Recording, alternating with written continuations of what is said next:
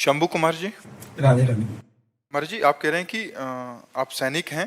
कुमार जी कह रहे हैं कि भगवान श्री कृष्ण स्वयं गीता में कर्म ही पूजा है कहते हैं। देश के हितार्थ जब हम सैनिक राष्ट्र सेवा में व्यस्त रहते हैं या अपने अन्य कर्मों में तत्परता से संलग्न रहते हैं, तो क्या नाम जप या गुरु सेवा से दूरी हमें भगवत प्राप्ति के लिए बाधक है?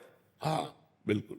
देखो, कर्म योग और कर्म केवल, इसमें अंतर है। कर्म केवल जन्म मरण प्राप्त कराएगा। जैसे आप राष्ट्रीय सेवक हैं, आप युद्ध भूमि में मारे गए तो आपको स्वर्ग मिलेगा, भगवत प्राप्ति नहीं होगी। लेकिन आप राधा राधा करते हुए युद्ध कर रहे हैं और फिर आपका शरीर छूटा तो आपको भगवत प्राप्ति होगी। भगवान ने कहा सर्वदा सर्वकालेषु मामनुस्मर युद्ध च। दो बातें कही, केवल युद्ध नहीं कहा, मामनुस्मर युद्ध च, मेरा स्मरण करते हुए युद्ध करो, तो वो हो गया कर्म योग। और केवल युद्ध ये हो गया कर्म। तो कर्म का परिणाम लोक लोकांतर तक मिल सकता है, भगवान नहीं।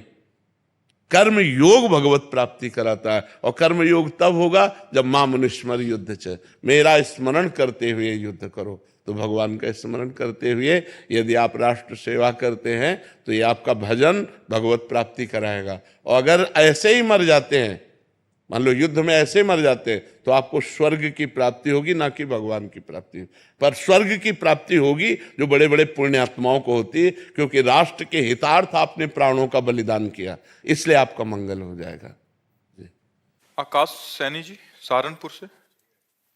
श्री हरिवंश महाराज जी। महाराज जी, राष्ट्रीय सैनिक के रूप में राष्ट्र की सेवा दी है प्रभु ने। गुरुदेव ये कह रहे हैं कि घर से काफी समय दूर रहना पड़ता है। इस अवस्था में ना तो हम विरक्त हैं ना पूर्ण ग्रस्त हैं। कार्य के चलते पूर्ण अष्टयाम सेवा नहीं हो पाती, बस आपके बल से नियम पूर्ण कर लेता हूं। तो ऐसे में महाराज जी हमें भी निकुंज की प्राप्ति हो जाएगी?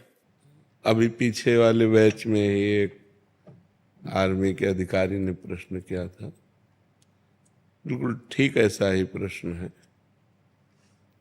देखो, भगवान की प्राप्ति भगवान के स्मरण से होती है, किसी कर्म से नहीं होती।